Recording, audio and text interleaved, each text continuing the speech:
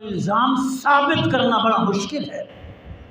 حضرت موسیٰ علیہ السلام پر زنا کا الزام لگایا گیا، ایک عورت پیش کی گئی، اس کی گود میں بچہ تھا، واویلا کر دے، شور مچایا، یہ میرا بیٹا موسیٰ علیہ السلام سے ہیں۔ موسیٰ علیہ السلام نے نعوذ باللہ مجھ سے زنا کیا۔ مجمع ہے، بنی اسرائیل کے لوگ ہیں، الزام تراشی ہو رہی ہے، موسیٰ علیہ السلام پہ زنا کا الزام لگایا۔